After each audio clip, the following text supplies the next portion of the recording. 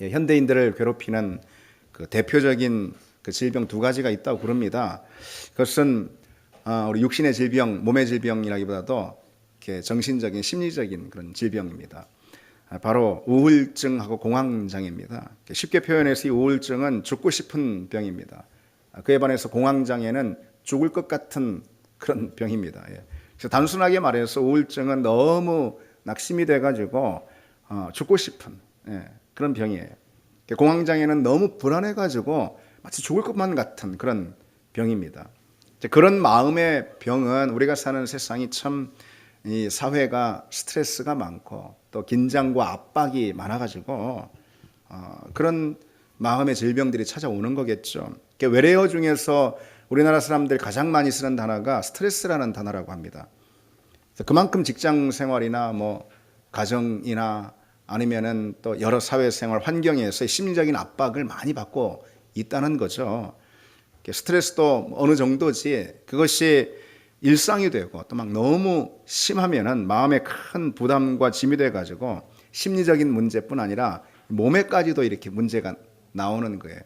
그래서 대표적인 예로는 그 머리가 빠지는 것입니다. 스트레스 너무 많이 받아가지고 탈모 증세가 오는 거예요. 그게 가장 대표적인 예라고 그러네요. 그래서 제가 아는 목사님도 그 스트레스 때문에 탈모가 와가지고요. 제가 지난번에 그 성지 답사 갔을 때 왔던 그 목사님 말고 다른 목사님 그분도 목회하면서 뭐 얼마나 뭐 심리적으로 막 압박이 많고 또 그 여러 가지 막 힘들었던지 한동안 병원에서 치료를 받았습니다. 평강을 선포하고 평강을 선물해 줘야 되는 목회자가 스트레스가 너무 많이 받아. 그래가지고 스트레스를 나눠주는 그런 형국이 돼버렸단 말이죠. 그래서 우리가 많이들 그렇습니다. 왜 다 약하기 때문에 그래요. 우리가 인생을 살면서 바람잘 날이 없다는 말 하잖아요. 그래서 고단하고 지칠 때가 많습니다. 힘겹게 하루하루를 뭐 버틴다. 뭐 이번 주도 잘 버텼어. 뭐 그런 표현들도 또 합니다. 뭐 얼마나 어려우면 그러겠습니까? 육체적인 피로, 정신적인 스트레스, 심리적인 압박, 정서적인 불안. 그래서 뭐 어느 한 자리가 아니라 뭐 그것이 동시다발로 이렇게 터지는 거죠. 그래서 몸살이 옵니다. 그래서 우리 몸의 몸살은 맨 나중에 오는 거예요. 그게 먼저는 정신적으로, 심리적으로 또 뭐 정서적으로 막 몸살을 앓는 것이죠. 그러다 이제 몸이 그냥 버티지 못하고 몸이 몸살 하는 것입니다. 이렇게 다들 멀쩡해 보여도 여러분이 다 앉아 있으면 멀쩡해 보여도 삶을 자세히 들여다보면은 참 뭐 팍팍합니다. 다들 많이 팍팍합니다. 그래서 여유를 가지기가 힘든 세상이기 때문에 그렇죠. 조금만 뒤처져도 막 낙오되는 그런 세상이잖아요. 세상 분위기가 막 그렇잖아요. 그래서 그런 걸로 인한 불안과 두려움이 굉장히 많습니다. 우리에게.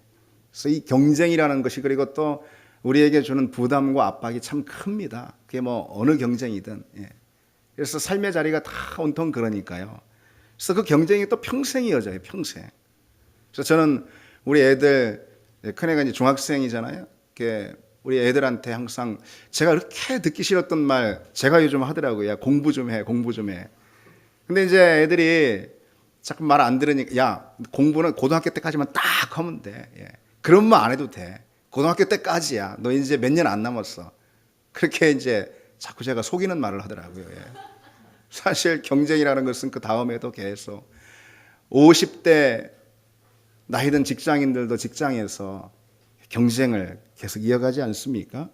그러니 뭐 남자들이 다 머리가 빠지는 거죠. 그래서 이만저만 부담이 큰 게 아닙니다.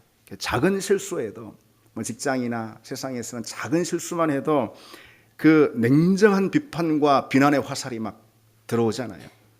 그래서 그런 걸 각오해야 하는 세상입니다. 그래서 다들 긴장한, 그래서 압박이 큽니다. 그래서 그러니까 이 시대의 성격을 한마디로 표현해 보자. 이 시대의 성격이 뭘까? 그런 생각 해봤습니다. 평강을 갈구하는 시대 아닌가? 평안을 갈구하는, 사모하는, 평안에 목말라 하는 시대다.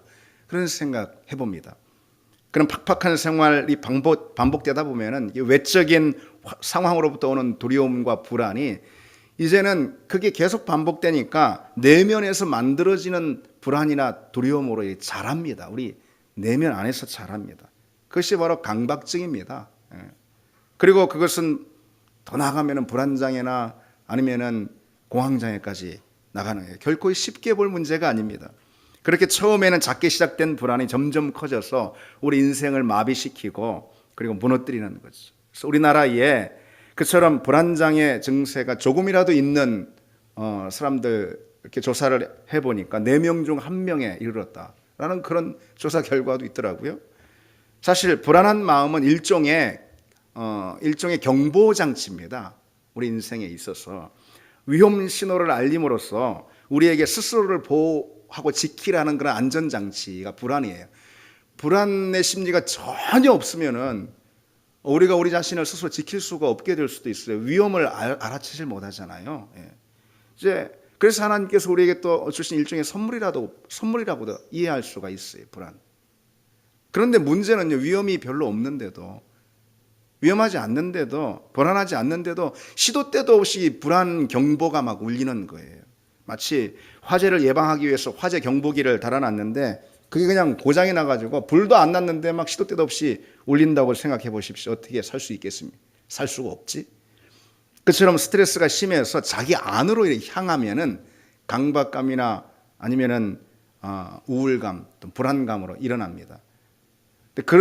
그에 반해서 그런가 하면은 이 스트레스가 밖으로 분출이 되면은 분노로 나타납니다. 분노.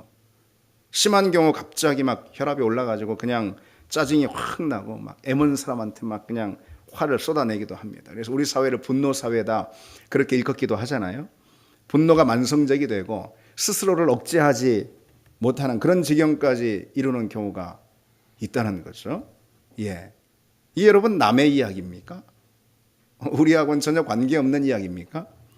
눈에 띄는 사실은 우리나라 사람들의 스트레스에 대한 가장 대표적인 반응이 있다는 거예요.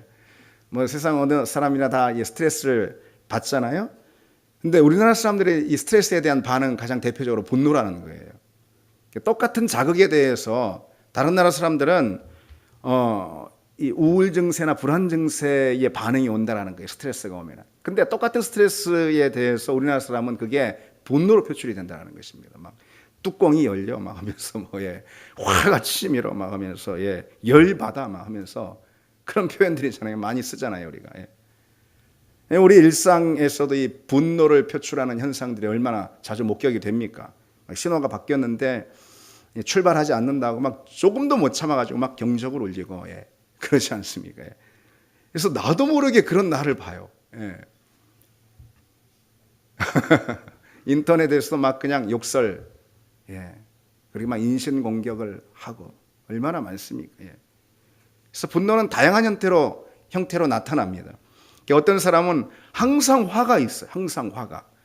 그래서 그 마음의 상태가 늘 뭔가 좀 불만족의 상태인지 항상 화난 사람처럼 보인단 말이에요. 그래서 그 옆에 가기가 무서워요. 나 때문에 뭐 화난 거 있나? 이런 생각이 드는 거죠. 옆에 가기가 무서워. 여러분 우리는 어떻습니까? 그런 말 혹 들어본 적 없습니까? 무슨 혹시 화난 거 있나요? 하면서 아니면 또 어떤 사람은 시도 때도 없이 화를 내는 경우가 있습니다. 시도 때도 없이 그냥 표정으로만 그런 게 아니죠, 이 사람. 그래서 그 사람 옆에 있기가 무서운 거죠. 불안한 거죠. 막 계속 짜증을 내니까. 그런가 하면 어떤 사람은 막 참다가 막 마침내 폭발해 버리는 그런 사람도 있잖아요. 그래서 완전히 막 그냥 끝장을 보는 거죠, 막 그냥. 그런 사람이 있습니다. 그리고는 자기는 뒤끝이 없다고, 뒤끝은 없다고. 뒤끝이 있을 수가 있어요. 앞에서 다 끝내버렸는데 무슨 뒤끝? 아니면 어떤 사람은 내색하지 않습니다. 그래서 우리나라 사람들 같은 경우 많이들 그러잖아요. 내색하지 않습니다. 그래서 분노를 차곡차곡 마음에 쌓아두는 거죠. 분노가 차곡차곡 마음에 쌓아지면서 그와 함께 미움과 적개심도 함께 자꾸 마음에서 커가는 것입니다. 언제 그게 터질 쥐레가 될지를 모르는 거죠. 그런 분노가 만성적이 되고 스스로 억제할 수 없는 지경까지 이르는 경우가 많아요. 요즘 신문 사회면에 보면은 그런 전문가들이 그런 단어들 쓰는 거 종종 봅니다. 분노 조절 장애의 사회다. 그런 글을 쓰는 거 봅니다. 다양한 사례들이 있죠. 아까 운전 얘기했는데 그 정도 그치는 게 아니, 경적 울리는 걸로 그치는 게 아니죠. 경적을 누가 울리면은 그 사람을 막 수십 킬로 쫓아가 가지고, 좀 끼어들기라도 하면은 막 쫓아가 가지고 보복 운전을 막 해버리는, 그런 폭행까지 하는 그런 세상이 됐습니다. 그래서 요즘은 뭐 여러분 경적도 울리지 마시기 바랍니다. 끼어들기 이런 거 웬만하면 하지 마시기 바랍니다. 대한정신건강의학회라는 데가, 이런 그 기관이 조사를 했는데 우리나라 성인 절반 이상이 분노 조절이 잘 안 된다. 그렇게 조사가 됐다라는 거예요. 뭐 너무 지나친 거 아닌가 생각하는데, 하여튼 뭐 그런 의사 단체가 조사를 한 거니까 뭐 신뢰는 할 수 있겠죠. 절반 이상이 분노 조절이 잘 안 돼요. 그 중에 한 명은, 그러니까 10명 중, 그 절반의 10명 중 한 명은 고위험군이라는 것입니다. 언제 막 폭발할 줄 모르네요. 고위험군인 거예요. 그래서 어떤 사람은 뭐 그럽니다. 나는 좀 기질적으로 다혈질이라. 아니 뭐 다혈질 기질 있는 사람 다 욕먹일 일이 있습니까? 다혈질이 뭐 그 기질 문제 아닙니다. 그거는. 그거는 영적인 문제입니다. 우리 그리스도인에게 있어서 영적인 문제입니다. 분노는 누구보다 우리 자신에게 해로운 거죠. 그래서 분노의 첫 번째 타깃은 스스로는 모르지만 자기 자신을 향하고 있는 것입니다. 그래서 분노는 독이 되어서 누구보다 그 자신을 먼저 죽이죠. 분노가 정말 문제가 되는 것은 에베소서에 있는 말씀처럼 마귀에게 틈을 주는 것, 이게 진짜 분노의 문제입니다. 그래서 신학자들은 분노는 사단의 화로다, 사탄의 화로다, 그렇게 말한 바 있습니다. 모든 것을 막 그냥 잿더미로 만들어 버리는 거예요. 관계도 잿더미로 만들고 자기 인생도 결국은 잿더미로 만들어 버립니다. 무엇보다 분노는 죄에 이르게 합니다. 왜냐하면 우리가 분을 발할 때 마귀가 그것을 틈으로 사용하기 때문에 그렇습니다. 마귀가 활동할 수 있는 틈을 준다는 거죠.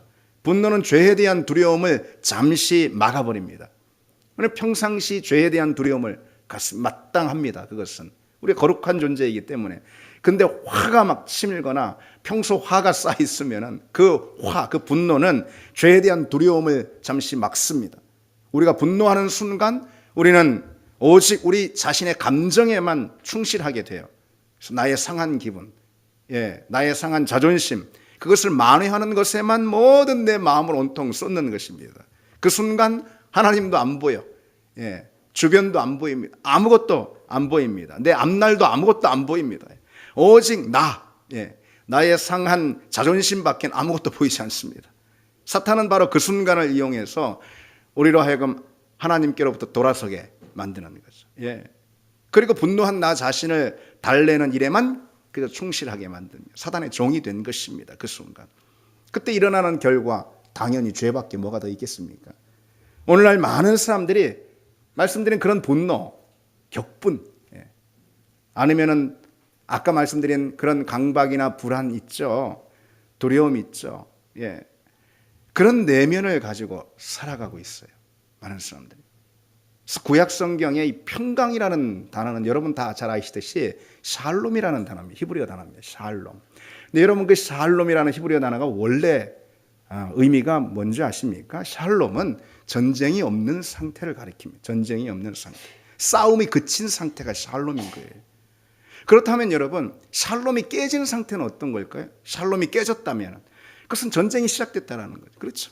그건 싸움이 이제 시작됐다는 걸 의미하는 거죠. 샬롬이 깨졌다는 것은. 아까 이야기한 불안이나 두려움 같은 걸 생각해 보세요. 그것은요, 내 내면 안에서 일어나는 전쟁입니다. 샬롬이 깨지는 바람에, 평강을 잃어버리는 바람에 내 내면 안에서 나와 더불어 싸우는 전쟁을 하는 것, 그게 불안과 강박과 두려움입니다. 그에 반해서 분노는요, 샬롬이 깨져서, 다시 말해서 평강을 잃어버리는 바람에 전쟁이 시작됐어요. 무엇과? 내가 내 밖의 모든 것들과 전쟁하는 것, 싸우는 것. 그게 바로 분노입니다. 분노. 샬롬을 잃어버린, 샬롬이 깨진 상태. 그것이 안으로는 불안으로, 밖으로는 분노로 표출되는 것입니다. 오늘 이 시대 사람들 가운데 샬롬이 없어요. 그래서 더욱 평강에 목말라 하는 그런 시대가 됐습니다. 평강에. 우리라고 다르지 않죠. 우리 마음이 강하고 믿음 안에 견고하게 선 것 같아 보일 때라도 그렇지 않아요. 아주 연약해요, 우리도요. 그래서 평소에 이 평정심, 말하자면은 그런 것을 유지하고 있다라고 생각하는 순간에도 내 옆에 누가 한마디만 하면은 그냥 순식간에 그 평강이 깨져버립니다. 그리고 하루를 살다가 뭔가 조금 꼬이고 생각대로 안 돼도 역시 내게 있었던 그런 어떤 평강들, 이런 것들이 금방 깨져버리고 마는 거죠. 그리고 막 불안해하고 화를 냅니다. 그리고는 그런 상태로 중요한 것들을 결정할 때가 있어요. 이게 또 문제인 이게. 평강이 깨어진 상태, 샬롬을 잃어버린 상태, 내 안에 나로 더불어 싸우는 전쟁, 바깥과 싸우는 전쟁, 이것이 있는 그 불안한 상황 안에서 중요한 것을 결정한단 말이죠. 중요한 것을 선택한단 말이죠. 그러니 인생이 어떻게 되겠어요? 그러니 관계가 또 어떻게 되겠어요? 또 우리 신앙은 또 어떻게 되겠습니까? 여러분 기억하시기 바랍니다. 중요한 결정은 평강의 자리에서 해야 합니다. 아멘이시죠? 그러시기 바랍니다. 스트레스가 엄청 쌓였는데, 그러니 막 날카로운데, 아니면은 굉장히 우울하고 낙담이 된 상태인데, 아니면은 막 마음속에 막 불만과 화가 이렇게 막 차 있는데, 그때 중요한 결정 해버리면 어떻게 되겠어요, 여러분? 그 결정에 의해서 내 인생이 다 걸려버리는데.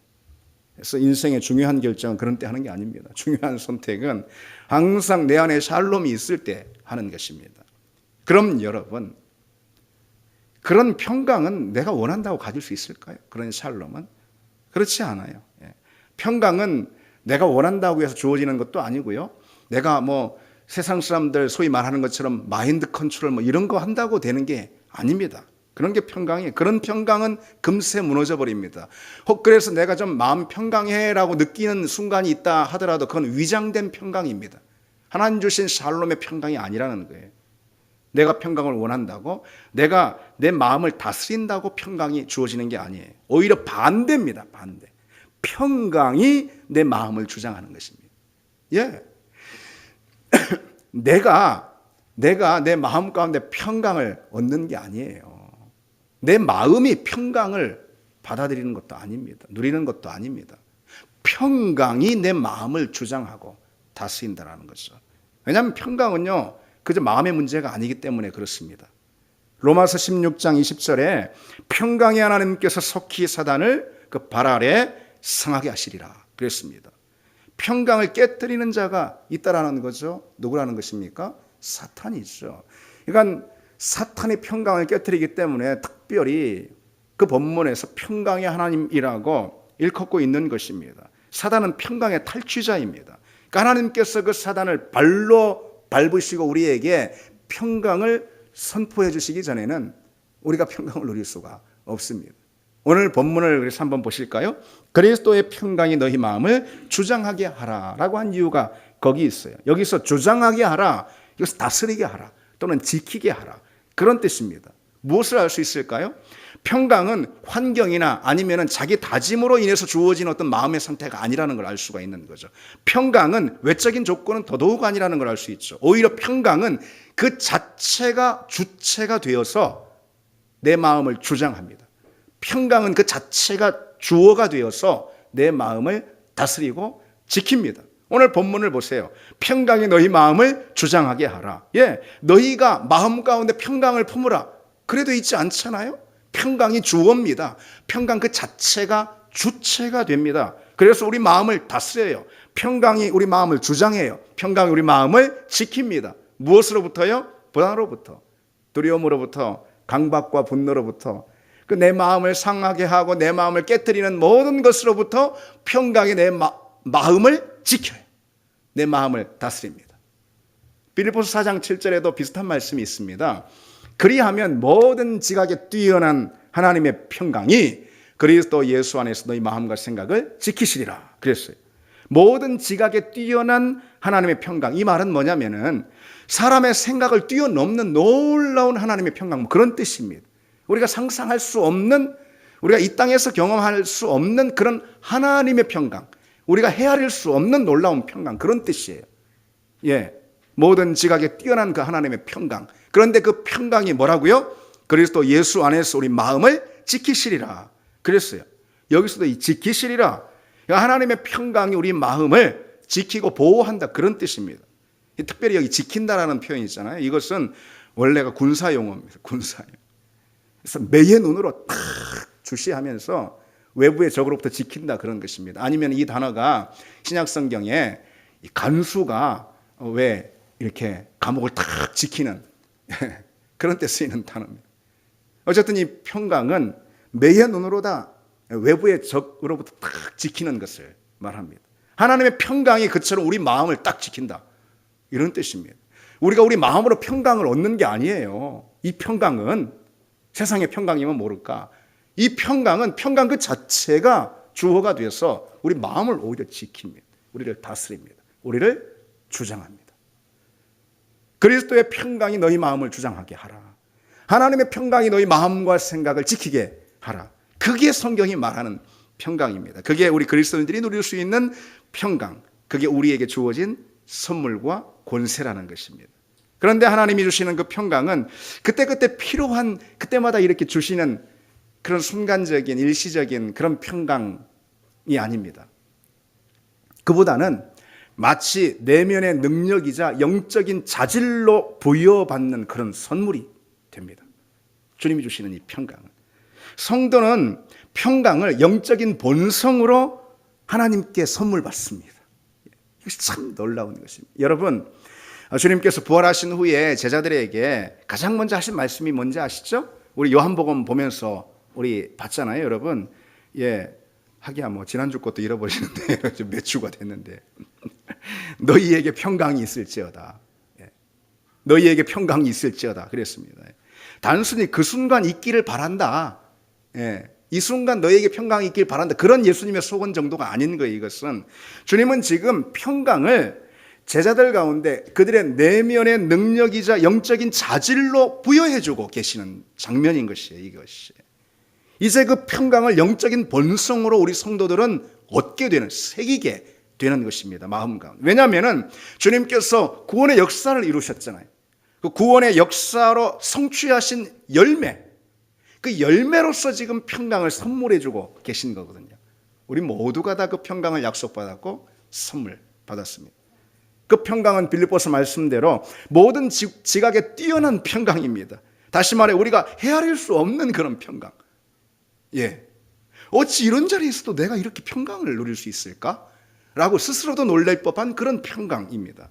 여러분, 성경의 인물들을 통해서 그와 같은 모든 지각에 뛰어난 하나님의 평강이 뭔지 좀 이해해 볼 수가 있습니다. 예를 들어서 스데반이 대표적인 예, 돌에 맞아 죽지 않습니까? 순교하잖아요. 그 끔찍하고 자기 자신에게는 정말 여러분 돌에 맞아 여러분 이런 건 정말 할 수만 있다면 실습이라도 해봐야 되는, 정말 돌에 맞아 죽는 이게 얼마나 끔찍한 일입니까, 여러분? 실습을 해본다는 것은 이 성경의 말씀을 그대로 우리가 이해하기 위해서 한다는 그런 표현이지 뭐 다른 뜻이 아니고요. 그럴 수는 없죠. 어쨌든 그 끔찍하고 스데반 자기 자신에게는 너무나도 잔인한 그런 상황이잖아요. 그런데 우리가 사도행전을 통해서 보고 있듯이 그 잔인한 순간에도 평강을 잃지 않습니다. 근데 조금 더 정확하게 엄밀하게 표현해서 그가 마음으로 평강을 붙든 게 아니죠. 그 순간 말씀드린 그대로 하나님의 평강이 스데반의 그 마음을 지키고 있는 것입니다. 그런가 하면은 베드로도 한번 보십시오. 복음을 전하다 옥에 갇혔잖아요. 특별히 베드로가 세 번째 옥에 갇히게 됐어요. 이젠 여지가 없어요. 세 번이나 갇히게 됐는데 뭐.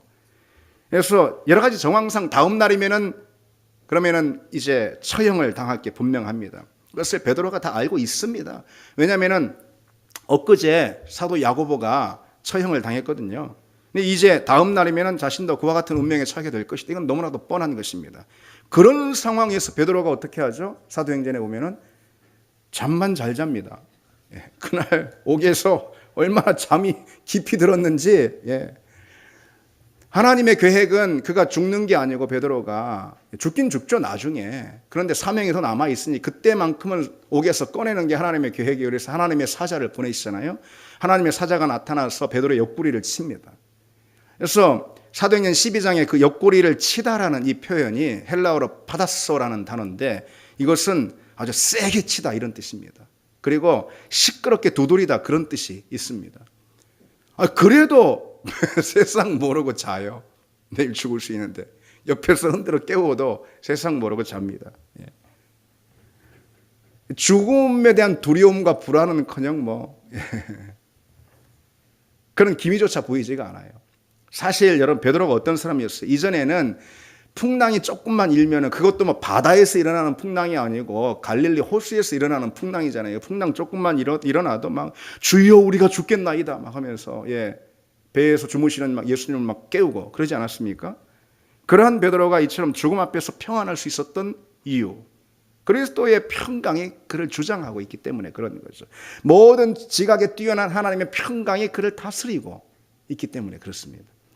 그런데 중요한 것은 그런 평강이 우리에게도 약속된 평강이라는 것입니다. 아멘이시죠? 그 평강을 잃어버린 이 시대에 살고 있는 우리에게만큼은 주어진 선물입니다. 우리는 그 선물을 선택할 수가 있습니다. 물론 아무나 선택할 수 있는 게 아니죠. 우리는 하나님의 자녀된 우리는 선택할 수 있습니다. 너에게 평강이 있을지어다 라고 주님 약속하시고 선물하셨잖아요. 그 평강을 우리는 선택할 수 있습니다. 그런 평강을 선택하는 방식이라는 게 뭘까요? 예수 믿으면서 누구는 항상 평강이 없어요. 예수 믿으면서 누구는 항상 평강을 누립니다. 평강을 선택해서 그렇습니다. 그럼 평강을 선택하는 길이라는 것, 평강을 선택하는 방식은 어떤 방식일까요, 여러분? 그것은 하나님의 영 곧 성령을 초대하는 것입니다. 성령 안에 거하는 것입니다. 성령을 내 안에 모셔드리는 것입니다. 우리가 성령 안에 있을 때 평강은 우리 내면의 내적 본성이 되어서 영적인 자질이 되어서 우리 마음과 생각을 지켜줍니다. 주장합니다. 로마서 14장 17절에 우리 잘 아는 말씀입니다. 하나님의 나라는 먹는 것과 마시는 것이 아니요 오직 성령 안에 있는 뭐라고요? 모르시죠? 의와 평강과 희락이라 그랬습니다. 하나님의 나라는 뭐냐? 성령 안에서 누리는 의로움, 그리고 희락, 하나님이 주신 하늘의 기쁨, 하나님의 나라가 그런 거예요. 그리고 또 뭐가 있어요? 평강이다 라는 거죠. 우리 같이 한번 해볼까요? 하나님의 나라는 오직 성령 안에 있는 평강이라. 하나님의 나라는 성령 안에서 누리는 평강이라는 게 무슨 말일까요? 평강은 우리가 누릴 하나님의 나라, 곧 천국인 거예요. 평강은 우리가 이 땅에서 누릴 수 있는 선물 받은 하나님의 나라, 천국의 삶인 거예요. 평강이 천국의 삶인 거예요. 이 땅에서 누리는. 그래 다시 보세요. 그 평강은 누구 안에서 누립니까? 성령 안에서. 그랬어요. 성령 안에서 누리는 하나님의 나라, 그게 평강입니다. 평강은 성령의 선물이라는 것이죠. 성령을 모셔드릴 때 누릴 수 있습니다. 그렇지 않으면 절대로 하나님이 주시는 그와 같은 평강, 그 평강은 우리 마음을 다스리기도 하고 주장하기도 하고 지키기도 하는데 그와 같은 하나님이 주시는 평강은 누릴 수가 없습니다. 여러분, 혹 내 안에 평강이 깨졌습니까? 그건 마음의 문제가 아니에요. 환경의 문제 더더욱 아닙니다. 마음을 내가 추스려야지, 마음을 다스려야지, 그런 짓 하지 마시기 바랍니다. 오후면은 깨집니다. 그게 오후면은 오전 동안만 유지할 걸 뭐로 유지하고 그걸 노력합니까? 그런 건 하지 마십시오. 세상 사람들은 하나님 주시는 평강을 선물 받지 못했으니까 그래라도 해야죠. 우리는 그런 거 하는 사람들이 아닙니다. 우리는 하나님이 주시는 평강을 소원하는 사람들이죠. 근데 우리가 평강이 깨졌다면 왜 깨졌을까요? 말씀드리지 않았습니까? 평강은 성령 안에서 누리는 하나님의 나라라고. 성령을 몰아내버렸기 때문에 그렇습니다, 여러분. 평강이 깨졌다는 것은 마음의 문제가 아닌 거예요. 성령을 몰아내서 그렇습니다. 세상의 불안이 내 안에 기습해서 그런 것도 아니라는 것입니다. 내가 성령이 거할 자리를 뺏어버려서 그렇습니다. 나의 욕심, 나의 자아, 내 자신, 이것이 내 안에 거하실 나를 처소로 삼으신 성령의 자리를 강탈해서 내 안에 평강이 사라진 것입니다. 평강이 더는 우리 마음을 다스리지 못하는 것입니다. 따라서 평강이 우리 마음을 주장하게 하라는 이 말씀은 곧 성령으로 충만하라는 말씀과 동의어인 것입니다. 성령으로 충만해 성령이 내 안에 들어오면은 성령이 내 가운데 펼치시는 하나님의 나라를 경험합니다. 곧 어떤 나라요? 평강의 나라를 경험합니다. 그 평강은 우리 지각을 뛰어넘는 하나님의 놀라운 평강으로 우리 마음을 지키고 다스립니다. 그러니 여러분, 평강이 우리 마음을 다스리는 그런 은혜의 삶을 위해서 먼저 성령을 초대하시기 바랍니다. 성령을 붙들길 바랍니다. 성령의 충만함을 소원하고 갈망하시기 바랍니다. 성령의 충만은 기도의 자리에서 반드시 일어나는 하나님의 은혜의 사건입니다. 왜냐하면 그 기도 자체가 성령께 나를 묶는 행위이기 때문에 그렇습니다. 여러분, 기도는 묶다라는 뜻이 있어요. 기도는 원래가 붙들어 매달하는 그런 뜻이 있습니다. 어디에? 성령 하나님께. 기도는 성령께 내 자신을 붙들어 맵니다. 그러면은 그 성령이 우리 가운데 수여해 주시는 평강을 우리 영적 본성으로 우리는 갖추게 됩니다. 그러면은 그 평강이 우리 마음을 지킵니다. 평강이 우리 인생을 다스립니다. 그런 은혜를 누리는 여러분 되시기 바랍니다. 우리 함께 이 찬양 드립시다. 내 평생에 가는 길. 우리 아까 부른 찬양.